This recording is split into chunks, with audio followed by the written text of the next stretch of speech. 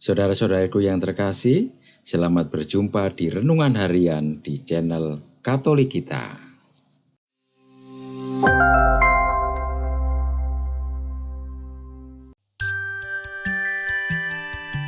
Hari ini, Minggu, 28 Januari 2024. Hari Minggu biasa keempat. Bacaan pertama. Bacaan diambil dari Kitab Ulangan, bab 18, ayat 15 sampai dengan 20. Sekali peristiwa, berkatalah Musa kepada bangsanya, "Seorang nabi, sama seperti aku, akan dibangkitkan bagimu oleh Tuhan Allahmu dari tengah-tengahmu, dari antara saudara-saudaramu. Dialah yang harus kamu dengarkan.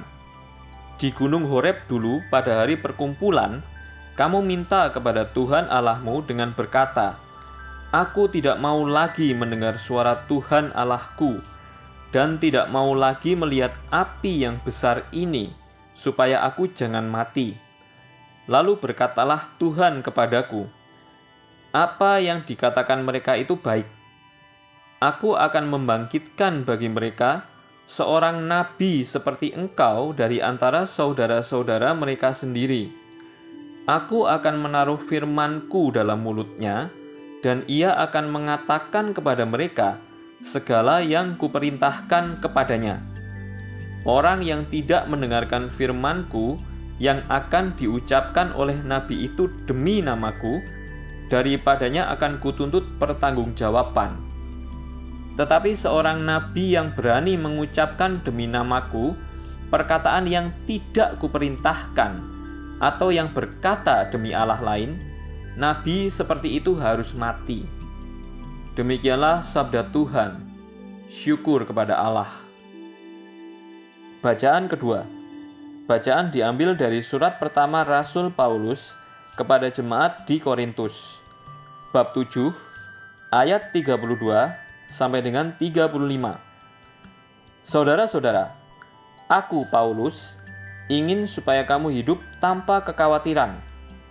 Orang yang tidak beristri memusatkan perhatiannya pada perkara Tuhan. Bagaimana supaya Tuhan berkenan kepadanya? Orang yang beristri memusatkan perhatiannya pada perkara duniawi. Bagaimana supaya ia dapat menyenangkan istrinya? Dan dengan demikian perhatiannya terbagi-bagi. Perempuan yang tidak bersuami dan anak-anak gadis memusatkan perhatiannya pada perkara Tuhan, supaya tubuh dan jiwa mereka kudus. Tetapi perempuan yang bersuami memusatkan perhatiannya pada perkara duniawi. Bagaimana supaya ia dapat menyenangkan suaminya? Semuanya ini kukatakan untuk kepentingan kamu sendiri, bukan untuk menghalang-halangi kamu dalam kebebasanmu, tetapi sebaliknya, supaya kamu melakukan apa yang benar dan baik, dan melayani Tuhan tanpa gangguan. Demikianlah sabda Tuhan. Syukur kepada Allah. Bacaan Injil. Bacaan diambil dari Injil Suci menurut Markus, bab 1, ayat 21 sampai dengan 28. Pada awal karyanya, Yesus beserta murid-muridnya tiba di Kapernaum. Setelah hari Sabat mulai, Yesus segera masuk ke dalam rumah ibadat dan mengajar. Orang-orang takjub mendengar pengajarannya, sebab ia mengajar mereka sebagai orang yang berkuasa, tidak seperti ahli-ahli Taurat. Pada waktu itu di dalam rumah ibadat mereka, ada seorang yang kerasukan roh jahat. Orang itu berteriak, "Apa urusanmu dengan kami, hai Yesus orang Nazaret? Apakah engkau datang untuk membinasakan kami? Aku tahu siapa engkau, yang kudus dari Allah." Tetapi Yesus membentaknya, "Diam! Keluarlah dari dia!" Roh jahat itu mengguncang-guncang orang itu, dan sambil menjerit dengan suara nyaring, roh itu keluar dari dia. Mereka semua takjub, sehingga mereka memperbincangkannya. Katanya, "Apa ini? Suatu ajaran baru? Guru ini berkata-kata dengan kuasa. Roh-roh jahat pun ia perintah, dan mereka taat kepadanya." Lalu tersebarlah dengan cepat kabar tentang Yesus ke segala penjuru, di seluruh daerah Galilea. Demikianlah sabda Tuhan. Terpujilah Kristus.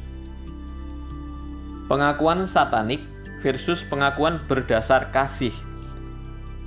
Godaan dan serangan setan dalam berbagai bentuk masih terus terjadi hingga saat ini.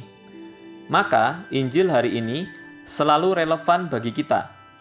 Di dalam rumah ibadat ada orang yang kerasukan roh jahat. Roh ini adalah roh najis yang dianggap jahat dan merusak. Bukan suatu kebetulan bahwa Yesus bertemu setan di awal pelayanannya. Ucapan roh-roh itu juga memperjelas bahwa mereka menyadari otoritas Yesus yang jauh melampaui apa yang ia katakan hingga yang ia lakukan. Lalu setan itu mengatakan, "Apa urusanmu dengan kami?" Kehadiran juru selamat adalah siksaan bagi iblis. Lalu sampailah kita pada sebuah pengakuan yang disebut pengakuan satanik. Aku tahu siapa engkau, yang kudus dari Allah. Mereka mengenali putra Allah ini. Ini mengingatkan kita akan pengakuan Petrus. Petrus disebut terberkati. Dia pernah berkata soal identitas Yesus, "Engkau adalah Mesias, Anak Allah yang hidup." Diambil dari Matius bab 16 ayat 16. Meski pengakuan keduanya benar, tetapi ada perbedaan. Petrus mengakuinya dalam cinta, sementara iblis dalam ketakutan. Maka, iman yang dimaksud di sini ialah iman yang bekerja dengan kasih. Setan-setan memiliki banyak pengetahuan, tetapi semuanya tanpa cinta. Mereka mengetahui tanpa mengasihi. Mereka takut menerima hukuman dari Tuhan. Mereka tidak menyukai kebenaran yang ada dalam diri Yesus. Setan merasa bahwa kehadiran Yesus yang kudus merupakan ancaman. Jadi, Yesus dan roh jahat terlibat dalam peperangan rohani. Yang kudus dari Tuhan kontras dengan roh najis yang sedang berbicara kepadanya. Yang suci bertemu dengan kekotoran. Kekuatan yang merusak bertemu dengan kekuatan pembebasan. Sesudah itu Yesus berkata, "Diamlah." Ungkapan ini sungguh-sungguh menunjukkan kekuasaan Yesus yang mendahului pengusiran setan. Tidak ada sihir dan mantra. Kata-kata Yesus cukup. Kekerasan pun mengiringi kepergian setan tersebut. Lalu setan pun mengguncang-guncangkan pemuda itu, lalu pergi. Orang-orang yang melihatnya heran. Mereka berusaha memilah-milah hal-hal yang telah mereka lihat dan mereka dengar. Gereja selalu mengajarkan bahwa setan adalah malaikat atau makhluk spiritual sejati yang diciptakan Tuhan, yang kemudian jatuh dan menjadi jahat karena pilihan bebas mereka sendiri. Fenomena seperti pembersihan ras, bunuh diri kelompok, dan pelecehan seksual terhadap anak-anak menunjukkan lebih dari sekadar kejahatan manusia yang sedang bekerja, berusaha untuk menghancurkan citra Allah dalam diri manusia. Tetapi otoritas Kristus jauh lebih unggul. Melalui salib dan kebangkitannya, Kristus secara definitif menaklukkan kuasa neraka. Saat ini, kita perlu menyadari kekuatan dan pengaruh spiritual alami mereka. Kita perlu memahami bahwa mereka dapat dan akan mencoba mendatangkan malapetaka dalam hidup kita. Ketika kita membiarkan rasa takut melemahkan iman kita dan kurang percaya pada kekuatan maha kuasa Allah, kita perlahan-lahan membiarkan mereka memiliki pengaruh lebih besar atas kita.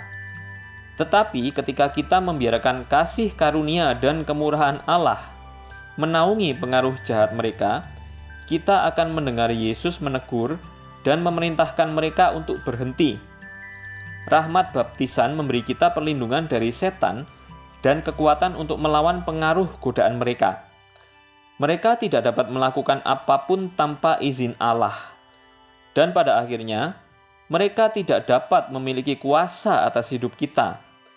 Maka, jangan kita membuka pintu bagi setan. Tenung, sihir, guna-guna, pergi ke dukun, pesugihan, jimat, dan lain-lain. Jika demikian, kuasa setan akan sulit menembus benteng hidup kita karena sudah mendapat perlindungan Tuhan. Pertempuran rohani adalah pertempuran yang nyata. Namun kemenangan sudah pasti jika kita bersedia merendahkan diri di hadapan Tuhan dan percaya pada kuasa-Nya. Ditulis oleh R.P. Alfonsus Arpol Manik Okarm. Marilah kita berdoa. Allah Bapa kami di surga, dengarkanlah kami bila kami mohon datangnya kerajaan-Mu, dan semoga sabda pembebasan dari Yesus Putra-Mu pada hari-hari baik maupun jahat, pada hari-hari kami merasa tak berdaya serta kesepian, cukuplah bagi kami, karena meyakinkan kami bahwa Engkau mendampingi kami, dengan pengantaraan Kristus Tuhan kami. Amin. Saudara-saudari yang terkasih, terima kasih atas kebersamaannya dalam renungan harian ini. Kita jumpa lagi di renungan harian berikutnya. Berkah dalam.